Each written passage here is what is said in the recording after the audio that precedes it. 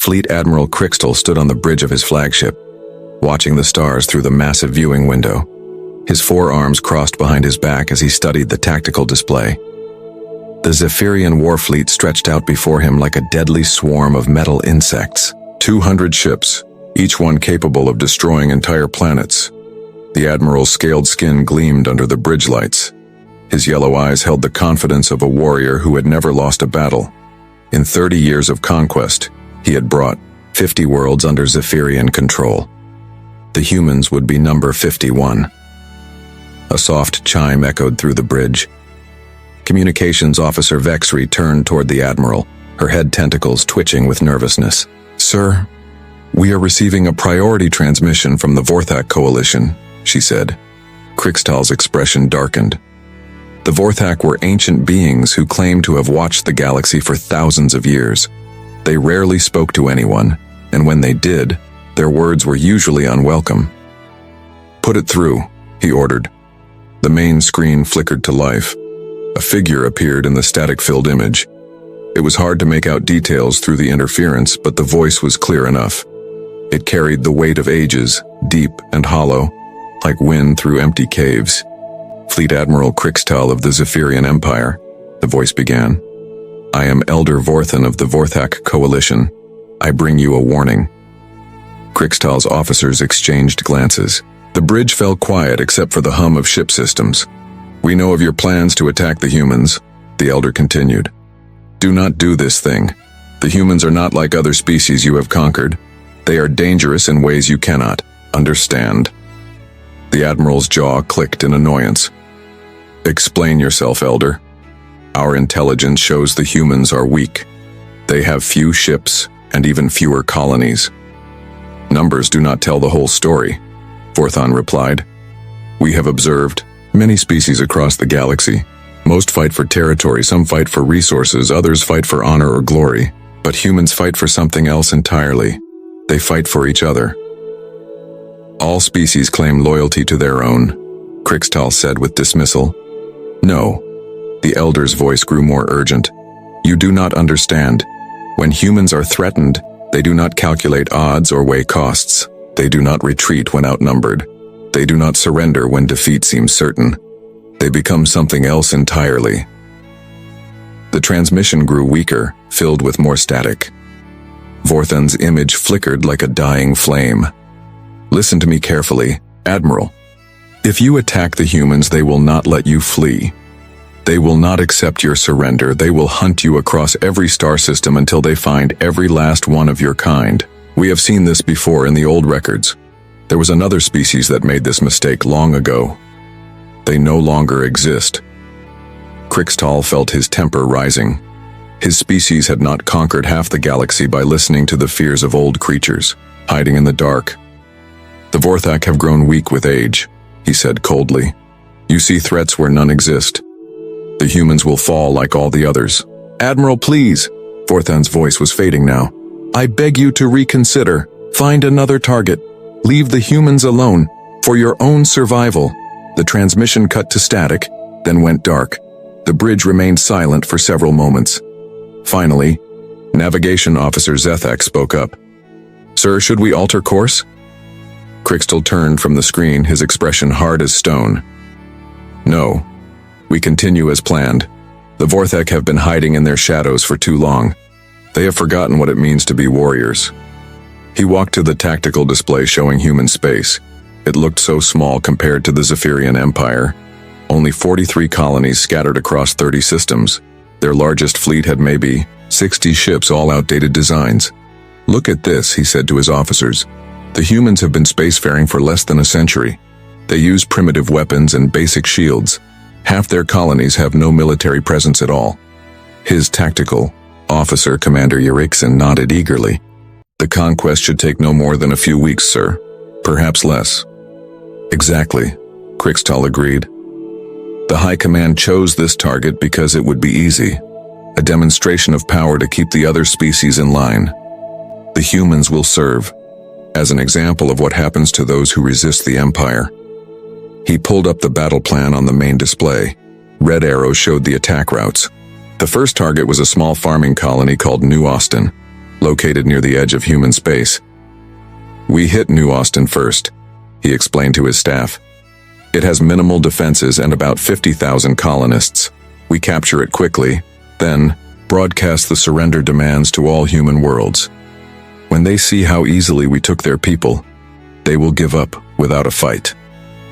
The other officers made sounds of agreement. It was a good plan, proven in dozens of previous campaigns. "What about the Vorthak warning, sir?" Communications Officer Vexry asked quietly. Krixtal's eyes narrowed. "The Vorthak are relics from a bygone age. They speak of ancient records and old fears because they have forgotten how to act in the present. We are the Zephyrian Empire. We have conquered worlds that were older and stronger than humanity will ever be." He gestured toward the fleet display. 200 of our finest warships against a handful of human patrol craft. The outcome is already decided. Deep in his quarters that night, Krixtal reviewed the intelligence reports on human military capabilities. Their ships were indeed primitive by Zephyrian standards. Chemical rockets instead of plasma drives, kinetic weapons instead of energy cannons. Their armor was simple metal alloys, not the advanced crystalline matrices used by the Empire. But something in the cultural analysis reports gave him pause. The humans seemed to have an unusual attachment to their military history. They celebrated battles where their ancestors had fought against impossible odds. They told stories of small groups holding off much larger forces. They had something they called heroes who died rather than surrender. Still, Krixtal reasoned, every species had its myths and legends. When faced with real overwhelming force, they all chose survival over glory. He dismissed the reports and went to sleep, dreaming of another easy victory to add to his record. 3 days later, the Zephyrian fleet dropped out of hyperspace at the edge of the New Austin system. The small human colony sat undefended before them, just as intelligence had predicted. "Begin the attack," Admiral Krixtal ordered. He had no way of knowing that in 18 months, he would be the last surviving member of his species' military command, desperately trying to hide in an abandoned system at the galaxy's edge, while human hunter ships closed in from all directions. The warning had been ignored. Now the lesson would begin. Captain Jake Morrison was drinking his morning coffee when the alarm started screaming. He nearly dropped his mug as he ran to the command center of New Austin Colony. The morning shift was already at their stations, faces pale as they stared at their screens. "What do we have?" Jake asked his communications officer. Lieutenant Amy Patterson looked up from her console, her hands shaking slightly. "Sir, we have contacts dropping out of hyperspace at the system edge. Lots of them." Jake moved to the main display. Red dots appeared on the tactical screen like drops of blood. 1 dot, then 5, then 20. The numbers kept climbing. "How many?" he asked. "Still counting, sir. At least 100, maybe more." Amy's voice was steady despite her fear. "They're not responding to our hails." Jake had been a soldier before becoming a colony administrator. He had served in 3 different wars before retiring to New Austin. He knew what a fleet that size meant. "Sound general quarters," he ordered. "Get everyone to the shelters. Send an emergency broadcast to Earth Command. Tell them we're under attack." The colony had 50,000 people spread across a dozen settlements. They had never expected to need the underground bunkers that had been built into every town. Jake had thought they were a waste of money. Now he was grateful for them. Amy worked quickly at her station. "Message sent, sir, but it will take 3 days to reach the nearest human fleet. Then we hold for 3 days, Jake said simply. The alien ships moved through the system like a dark tide. Jake watched them approach on the sensors. These were not exploration vessels or trading ships. These were warships built for one purpose only. All civilian transports. Begin evacuation to the bunkers. He broadcast across the colony network. This is not a drill. All military personnel report to defensive positions. New Austin was not a military world. But like all human colonies, it had basic defenses. Orbital platforms with missile launchers. Ground-based laser batteries. A small patrol fleet of 6 ships. Jake knew it would not be enough, but he also knew they would try anyway. The attack began 2 hours later.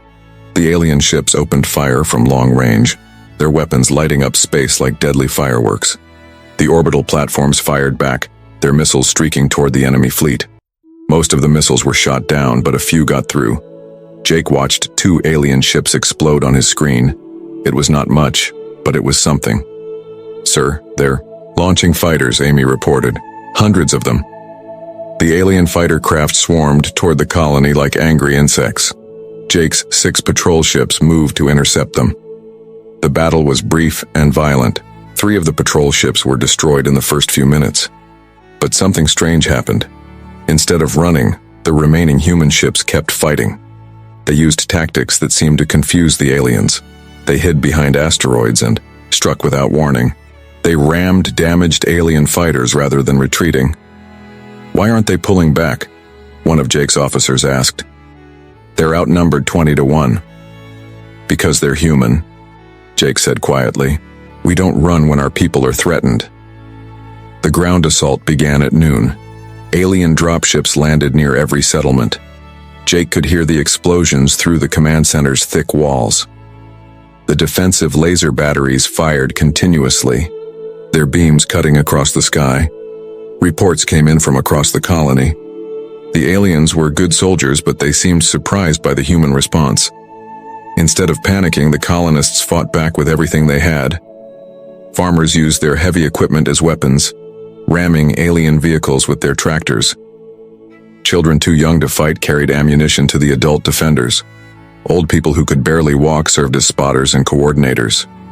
"Sir, Settlement 7 is reporting success," Amy said with surprise in her voice. "They've driven off. The alien ground forces." "How?" Jake asked. "The entire town worked together. Even the school kids were helping. They used the mining explosives from the quarry." Similar reports came in from other settlements. The aliens were winning, but they were paying a much higher price than expected. Every building had to be taken, by force.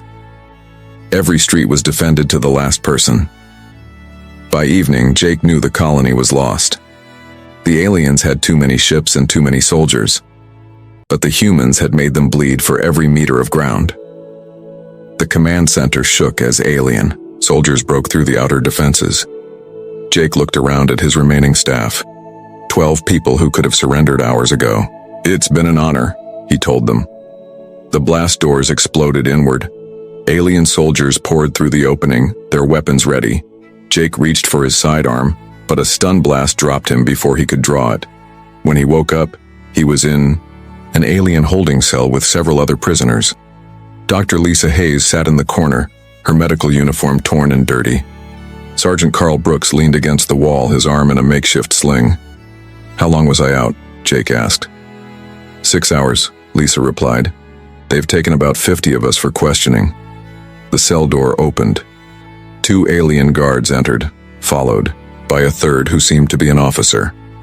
The officer studied the humans with obvious curiosity. "I am Commander Erickson," he said in accented but clear English. "You fought well for primitives.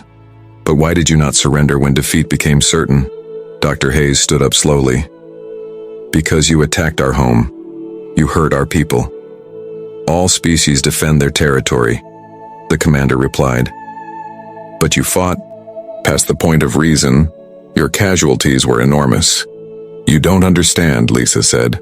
"This isn't just about territory. These are our families, our friends, our neighbors. When you attack humans, you're not just fighting soldiers. You're fighting everyone who cares about the people you're trying to hurt." The alien commander's expression showed confusion. But the tactical situation was hopeless. Continued resistance served no purpose. Sergeant Brooks laughed, a sound with no humor in it. "You think this was resistance? This was just the warm-up. Wait until the real fleet gets here. Your nearest military forces are days away," the commander said. "We will be long gone before they arrive." "You don't get it," Brooks continued. "Every human in the galaxy just became your enemy.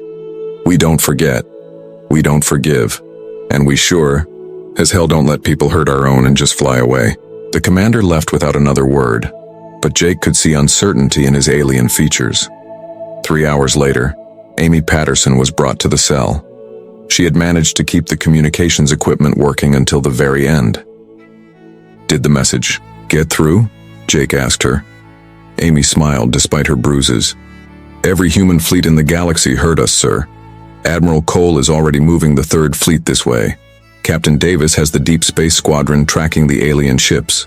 And sir?" "What?" The message included everything. Full tactical analysis of their ships and weapons. Complete recordings of the battle. Every human commander now knows exactly what these aliens can do. Dr. Hayes nodded slowly. They wanted to make an example of us. Instead, they just taught every human in space how to fight them. Outside their cell, alarm klaxons began to sound throughout the alien ship. Emergency announcements echoed through the corridors in the alien language. "What's happening?" Jake asked the guards when they came to check on the prisoners. One of the guards looked nervous. "Human ships have been detected at the system edge. Many human ships." Jake smiled for the first time since the attack began. "That was fast." "Told you we don't abandon our own." The guard's expression grew more worried. "But our intelligence said your nearest fleet was 3 days away." "Yeah, well," Jake said, "your intelligence was wrong about a lot of things. Wait until you see what else we can do when we're really angry." The ship shuddered as weapons fire began outside. The real fight was just beginning. Admiral Susan Cole stood on the bridge of the UES Defiance, watching the burning wreckage of New Austin Colony through the main screen. The alien fleet had left 6 hours ago, but the damage remained. Smoke still rose from the settlements below. "Ma'am, we're receiving transmissions from the surface," her communications officer reported. "Survivors in the underground shelters." "Thank God," Susan whispered. She had expected to find nothing but corpses. "Get rescue teams down there immediately." Commander Ryan Walsh approached from the tactical station. His face was grim as he handed her a data pad. "Admiral, you need to see this." The colonists managed to record everything before their communications went down. Susan read through the report. 50,000 colonists attacked by a fleet of 200 ships. The humans had destroyed 12 alien vessels and damaged dozens, more before being overwhelmed. The casualty reports made her stomach turn. "They fought like demons," Ryan said quietly. "Old people, kids, farmers, everyone fought. And now they expect us to just accept this," Susan replied, her voice cold as space.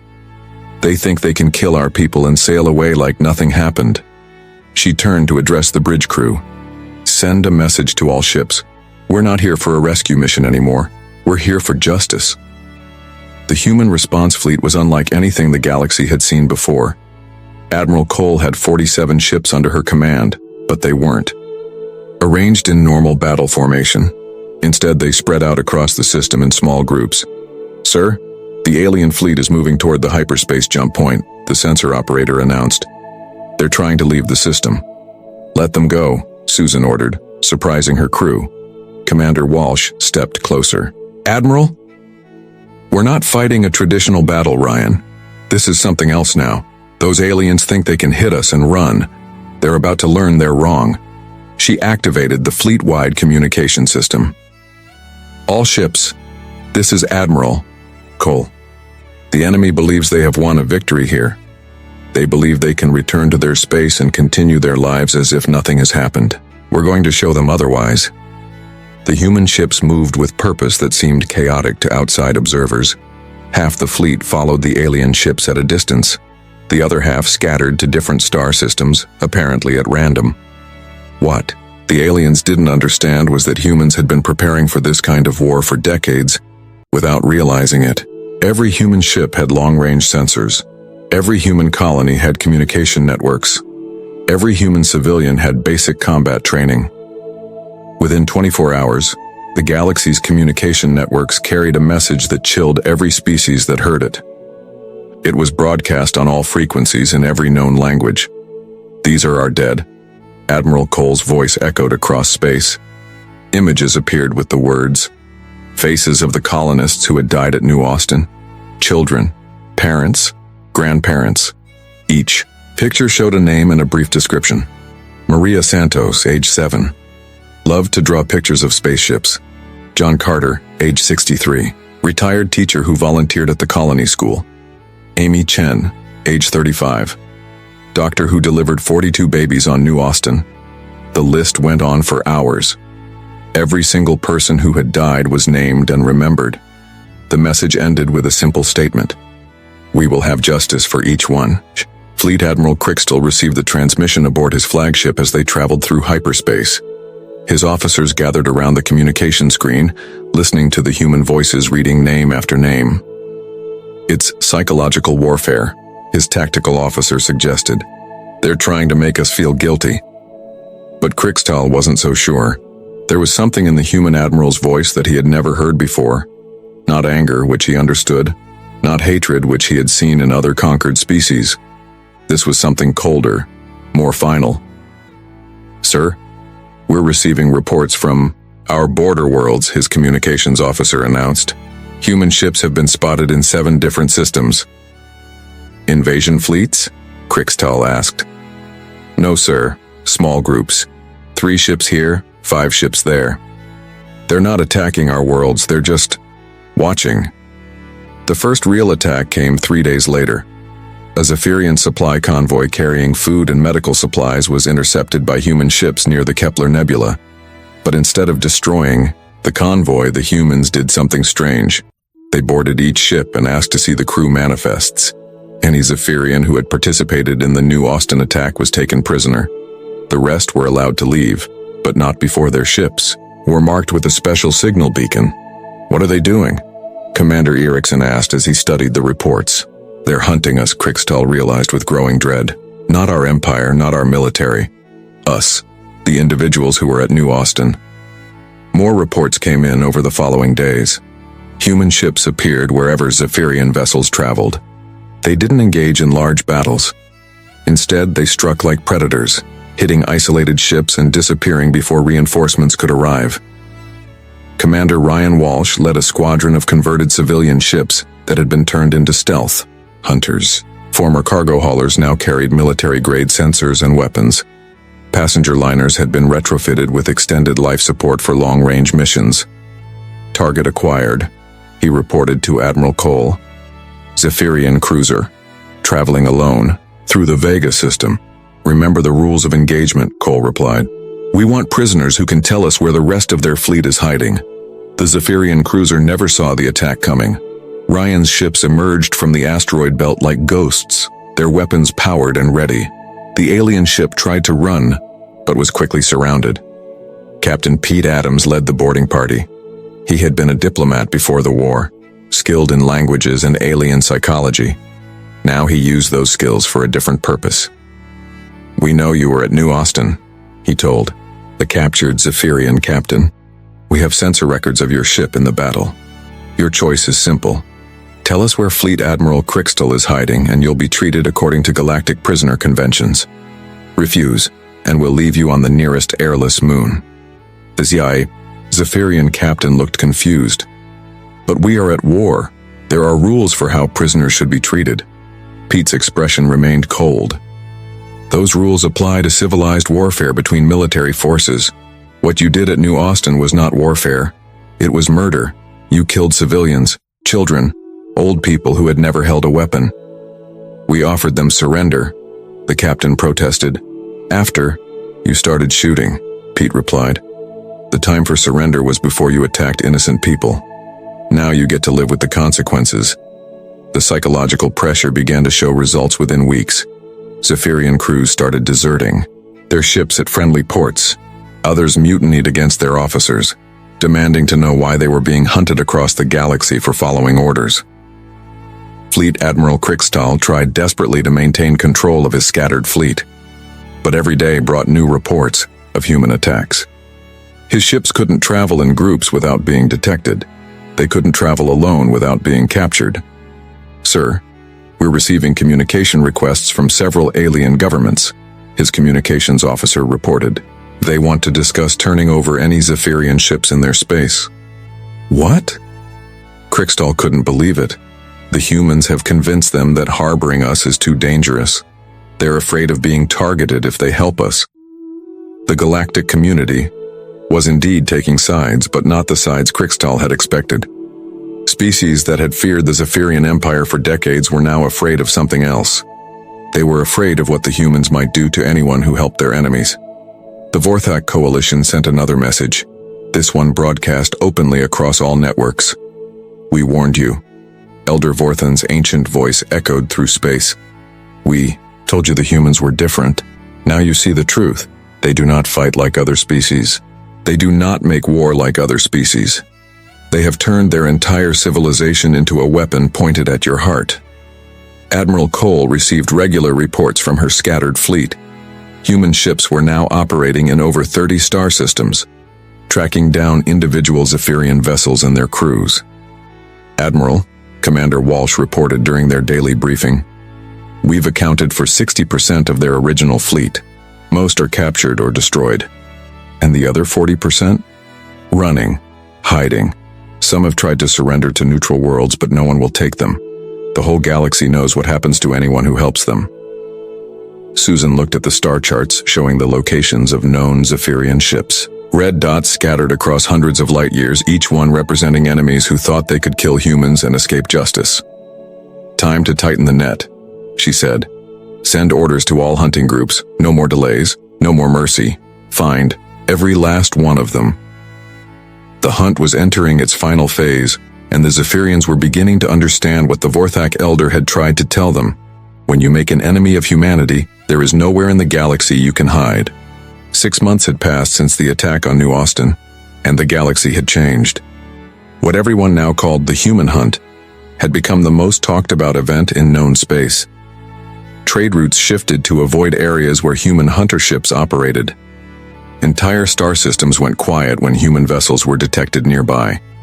Captain Rachel Davis stood on the bridge of her converted cargo ship, the Deep Tracker, studying sensor readings from the edge of the Horsehead Nebula.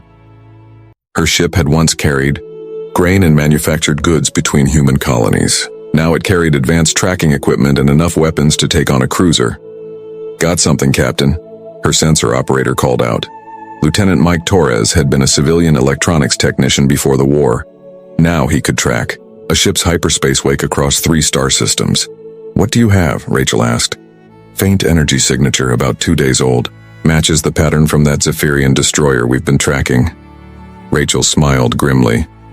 The destroyer Kethmore had been one of the ships that attacked New Austin. Its captain had personally led ground forces against the colony school. Now, he was running, jumping from system to system, trying to find somewhere the humans couldn't follow. "Plot the course," she ordered. "Send the coordinates to Admiral Cole. Mark it as another confirmed sighting." The human fleet had changed dramatically over the past months.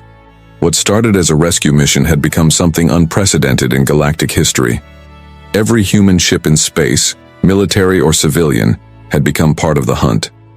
Cargo haulers carried long-range sensors. Passenger liners had been converted into mobile command centers. Even small private ships joined hunting groups, serving as scouts and communication relays. But the most dramatic change was on the human worlds themselves. Every colony had transformed into a military base. Children learned to read sensor displays alongside their regular schoolwork. Adults worked in weapons factories during the day and trained for combat at night. Admiral Susan Cole had established her command center on the human colony of Kepler Prime. The planet's entire industrial capacity now focused on building ships and weapons. The civilian government had voluntarily turned over control to the military. "Admiral, we have the daily reports," Commander Ryan Walsh announced as he entered her office. Susan looked up from the holographic display showing ship positions across human space. Red dots marked confirmed Zephyrian locations. Yellow dots showed possible sightings. Green dots were human hunting groups. "How many today?" she asked. 7 more confirmed captures. The group led by Captain Davis found that destroyer we've been tracking. Captain Wilson's squadron cornered 3 fighters near the Centauri system. Prisoners? Some. Most of them are too scared to fight anymore. They surrender as soon as they see our ships. Susan nodded. The psychological warfare was working better than she had hoped. Word had spread through the Zephyrian fleet that humans didn't kill prisoners who cooperated, but those who resisted or tried to escape faced a different fate.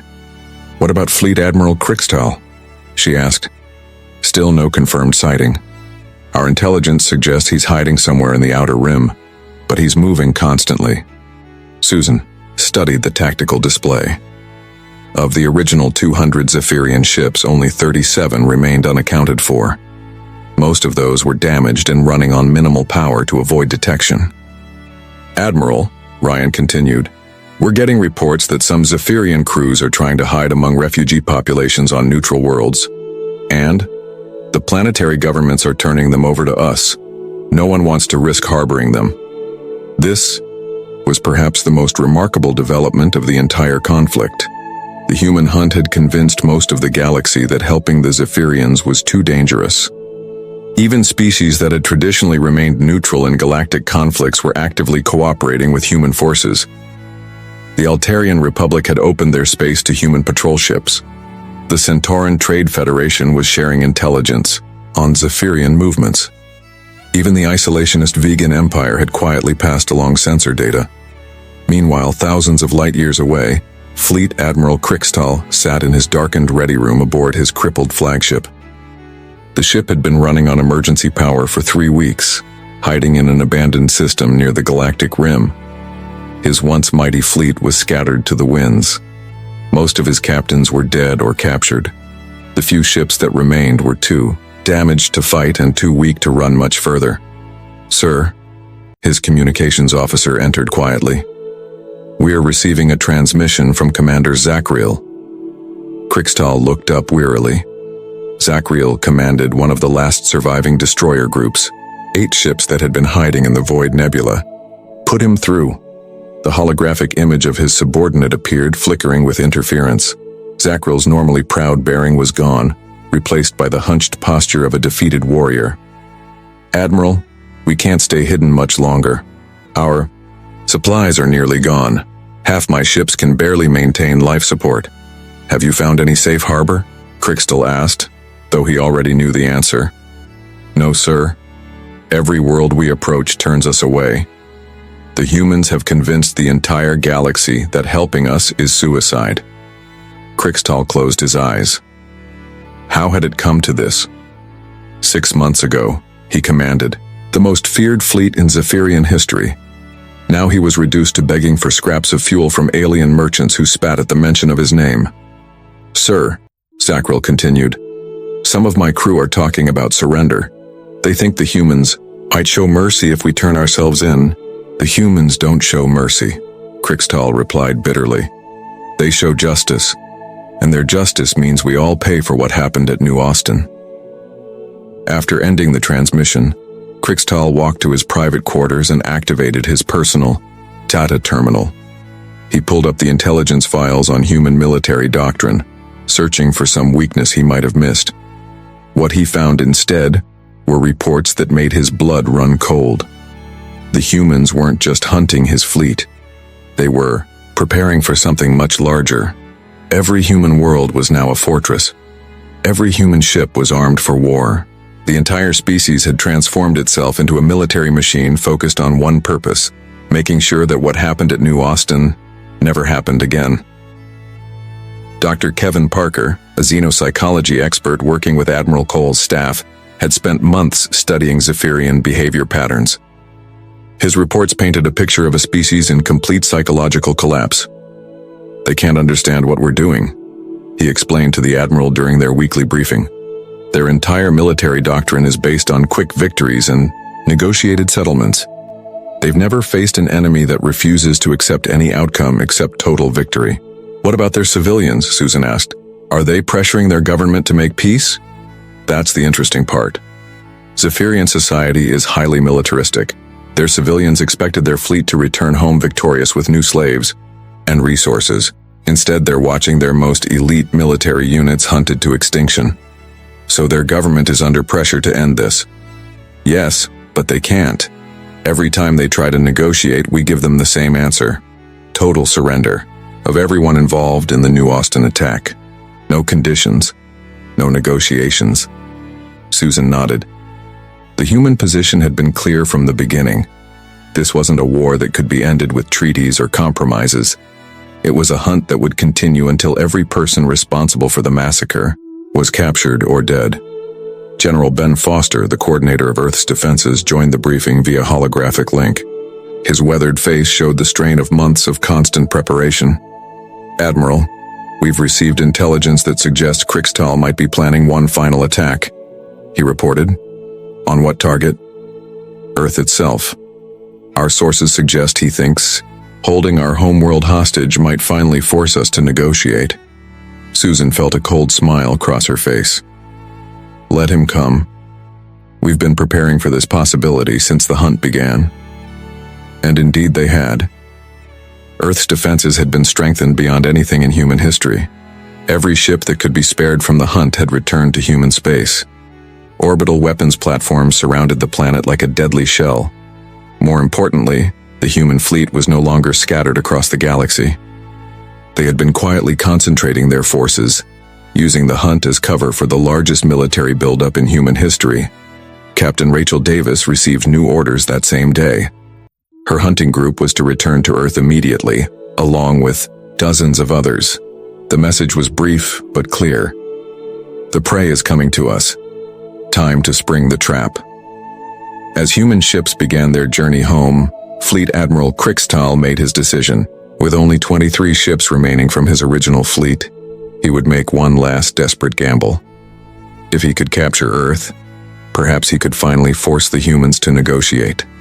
If not, at least he would die as a warrior, rather than a hunted animal. He had no way of knowing that the humans had been waiting for exactly this decision. The trap had been set months ago. Now all they had to do was wait for him to walk into it. The final battle was about to begin. Fleet Admiral Krixtal stared at Earth through the main screen of his damaged flagship. The blue and white planet hung in space like a jewel, looking peaceful and defenseless. His 23 remaining ships emerged from hyperspace at the edge of the solar system, ready for the final gamble.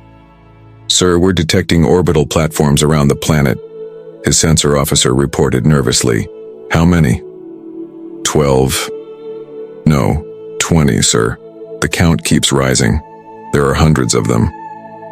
Krixtal felt his confidence waver. Intelligence reports had suggested Earth's defenses were minimal. Most human ships were supposed to be scattered across the galaxy, still hunting his scattered fleet. "Sir, we're receiving a transmission from the planet," his communications officer announced. The main screen flickered and Admiral Susan Cole appeared. She sat calmly in what looked like a command center, her expression neutral but her eyes cold as ice. "Fleet Admiral Krixtal," she said. "We've been expecting you." "Admiral Cole?" Krixtal replied, trying to sound confident. "I offer you terms. Surrender your homeworld, and I will spare your civilian population." Susan's expression didn't change. "You seem to have misunderstood something, Admiral. You're not here to attack us. You're here to be captured." Before Krixtal could respond, his sensor officers screamed out a warning. "Sir, ships decloaking all around us, hundreds of them." The space around Earth suddenly filled with human warships. They materialized from behind asteroids, emerged from the shadow of the moon, and dropped their stealth fields to reveal the largest fleet concentration in human history. Captain Rachel Davis commanded a squadron of 50 converted cargo ships, all armed with the latest human weapons. Commander Ryan Walsh led the heavy cruisers that had been recalled from the hunt. Every human ship that could fly and fight was here, waiting. "You walked into our trap," Admiral Cole continued calmly. "For 6 months, we've been driving you toward this moment. Every time we let one of your ships escape, every time we left you a way out, we were hurting you here." Krixtal looked around desperately. His 23 damaged ships were surrounded by over 300 human vessels. Escape was impossible. "I demand to negotiate," he said, his voice cracking slightly. "The time for negotiation was before you. Attack New Austin," Susan replied. "You had a choice then. You chose to kill our people. Now you live with the consequences." The battle lasted less than an hour. The Zephyrian ships were too damaged and outnumbered to offer effective resistance. One by one, they were disabled by precise human fire. Their crews surrendered rather than face destruction. Krixtal's flagship was the last to fall. Human boarding parties swarmed through its corridors, meeting little resistance from the demoralized crew. The Admiral himself was found in his ready room, staring at a picture of his homeworld. He was brought before Admiral Cole in person, his hands bound and his uniform torn. Burns covered half his face from the battle, and his proud bearing was completely gone. "Why?" he asked as he stood before her. "We offered surrender. We offered to pay for the damage. Why wouldn't you let us go?" Susan stood up from her chair and walked to the large window overlooking Earth. The planet turned slowly below them, blue oceans and white clouds hiding the billions of people who lived there. "Do you see that world, Admiral?" she asked. "Yes. Every person on that planet knows the name of every human who died at New Austin. Maria Santos, age 7, John Carter, age 63, Amy Chen, age 35. We remember all of them." She turned to face him. "You didn't just attack a colony, Admiral. You didn't just capture territory or steal resources. You killed our families. You made it personal." "But we are soldiers," Krixtal protested. "We were following orders. This is how war has always been conducted." "Not with humans," Susan replied. "When you attack our people, you don't just fight our military. You fight every human in the galaxy. Every parent who imagines their child being hurt. Every person who understands that today it was New Austin, but tomorrow it could be their home." She walked closer to him. "That's why we never let you go. That's why we hunted you across hundreds of star systems. That's why your empire is finished, because you made the mistake of thinking humans are like other species." Krixtal stared at her in confusion. "What happens to us now?" "You'll be tried for war crimes. Those who cooperate will be sent to prison colonies. Those who don't..." She shrugged. "Well, justice takes many forms. The trials lasted 3 months. Every surviving member of the Zephyrian fleet was brought before human courts. Their crimes were read aloud, with the names and faces of their victims displayed for all to see. Most of the Zephyrians pled guilty and accepted prison sentences. A few tried to claim they were just following orders. These were reminded that following illegal orders was also a crime under galactic law. Fleet Admiral Krixtal was the last to be tried. He stood before the judges, no longer the proud warrior who had dismissed the Vorthak warning months ago. He was broken, defeated, a symbol of what happened to those who underestimated humanity. "Do you have anything to say before sentencing?" the chief judge asked. Krixtal looked up at the gallery filled with human faces. "I should have listened to the warning," he whispered.